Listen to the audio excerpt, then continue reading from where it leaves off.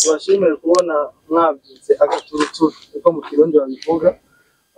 Ku munsi w'ejo twari twaje kumutegera Etienne nkuru, asanzwe ari umuririmbyi w'Imana, aririmba indirimbo za gospel, aba mu gihugu cya Canada ariko asanzwe ava muri East Africa, mu Burundi, mu Rwanda, muri Afrika turi bamwe. Amafisi ibikorwa byinshi amaze gukora, abamenyesha amakuru muramuzi, afite amarubumu menshi, arafite n'indirimbo yiwe yitwa Ntihindurwa n'ibihe, ariyo benshi ngaha mu Burundi bamumenyereye ko tumuzi ko, ariko arafite n'izindi zasenga. Aje rero kumvo zibiri, aje gukora igiteramo, aje no kuramutsa umuryango. Igiteramo ciwe kizoba igenekerezo rya 5, ibaza ko mubona ngaha kwaya maplaya. Hanyuma akaba aje no gukora igikorwa cyiza cyane cyo gufasha imfubyi n'abapfakazi, nkuko maze iminsi mubyumva ku maradiyo atandukanye. Nuko icyo gikorwa kizobera hariya kuri Gereza des Hommes, niho kwanza concert izobera.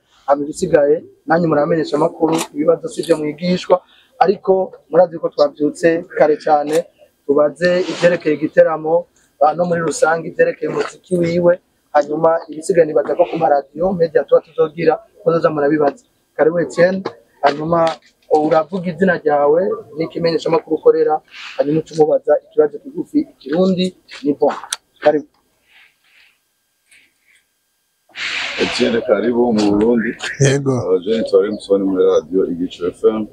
Okay. Wari umaze imyaka myinshi utaza mu Burundi, abantu barakeneye kumva icyo bokwitega Etienne mushasha muri misi. Okay, murakoze cyane. Mbere na mbere bashimiye ikaze yanyu kunyakira. Imana yo mu ijuru umugisha, kandi muratubabara kuba indege haratevye, ntabwo ari twebwe, urumva ni ikibazo c'indege. Hama ico bitega, bitega ibintu byiza.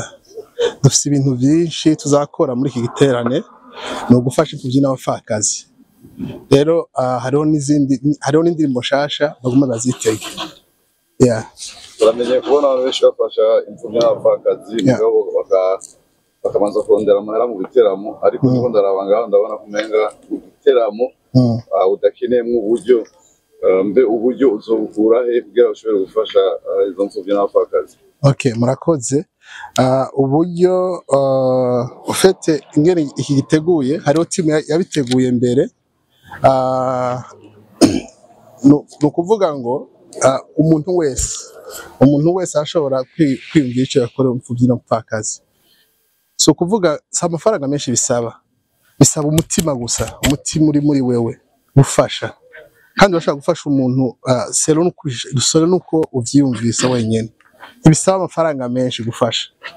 Urashaka kugaburira umuntu ijoro rimwe gusa, kandi ijambo ry'Imana riravuga ngo twebwe turagerageza tugerageza Imana yacu, hama urabe umugisha akugirira. Nukuvuga igiterane rero tuzoshima Imana twararangije umwaka wose, ariko uzaze witwaje wishikanwa, niko bagita akantu gato gusa ushobora gufasha imfubyi n'umupfakazi kugira nawe ngo abeho. Yego. Wereke mwahisemo Nyakabiga atari ahandi? Okay, murakoze. Twagerageje kurondera ahandi twakorera, dusanga barafashe deje. So rero twafashe Nyakabiga kubera hano hari available. Niyo mpamvu. Yes, nuko nitwa Elma Love kuva kuri G5 Media. Ikaze kwanza rya mbere twongera tubaremesha ndazi ko mwarahe murushe bivanye no kumwari mwiteze program neza neza igiteramo n'ici tariki zitanu mukamushitse itariki ubona yuko ari 31 hasigaye iminsi myinshi mwashobora kubaza ati iyi minsi ine wayitekanijemo kuyikora mu iki mugihe tumenyera abandi baza bashika uno munsi igikorwa kikazoba nkejo. Okay, urakoze. Aha ni muhira ofete, aha ndisanga ndi muhira.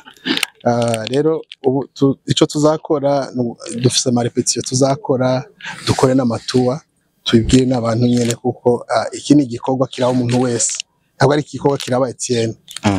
Umuntu wese ukibona iki ni igikorwa kikuraba. N'ubu nyene tuvugana hari abantu baguma banyandikira bambwiye ati je vraiment ndafise akantu gatoya mugabo asize ingene kagushikira. So iki gikorwa rero kiri abantu bose ni cyatwese n'andi majambo.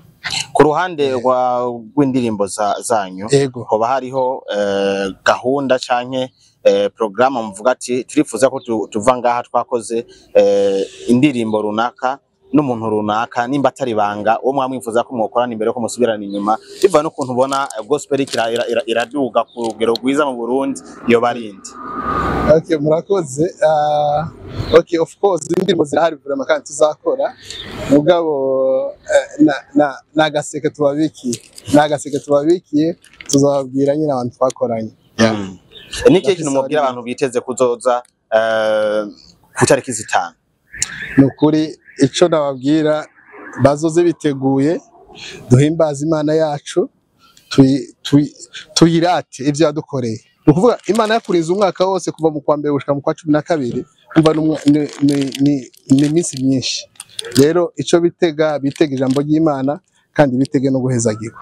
Hari ibintu bizohinduka byinshi mu buzima bwabo. Etienne nkuru babonye navuga annonce y'igiteramo barumvisemwo ko hariho n'abandi baririmba n'abaminisitiri azo batandukanye azo bari mu kija giteramo kandi ubona abasanzwe bakurikirana ibikorwa byawe barabona yuko no mu mavideo usanzwe uri umuntu ugira semi live ni kuvuga rero muri show cyangwa muri concert bisigura yuko azo bari live music. Mbega band iyo nga no band muzokorana bimeze gute? Hanyuma ikindi kibazo kira kabiri y'abantu baje mu biteramo nk'ibi biberwa biri mu kuvuga gutumwa hariho kenshi usanga abantu bavuga ati yamara abapasiteri naho byose twabikeneye bafashe umwanya muri mbwa natwe twataka no kuguruka muri Yesu. Program ipanze gute muri gahunda kugira umwe wese azoronka akeneye? Okay, vraiment ntimugire ubwoba, gahunda ipanze neza. Hariho ndashimira ahubwo team yabiteguye ibitegura neza. Hari imigwi y'abaririmbyi, hari abaririmbyi ku giti cyabo, urumva gahunda ipanze neza kandi bizagenda neza no kuri. Ntimugire impungenge, ibintu bizaba bisa neza. Igihe cy'isaha 9 ariko ntihanditse igihe bizoherera cyo tuzokesha jusqu'à l'aube. Okay. Nibaza ko kugira dutanga cyanya aje kuruhuka abane n'ibindi namba tawo tuniganye ijambo turashobora guhereza ngaha abafata amafoto bagafata amafoto hanyuma nibaza ko cyo ku maradiyo ihari ari haruhuka bica tubipanga neza tuzobashikira mwese. Murakoze.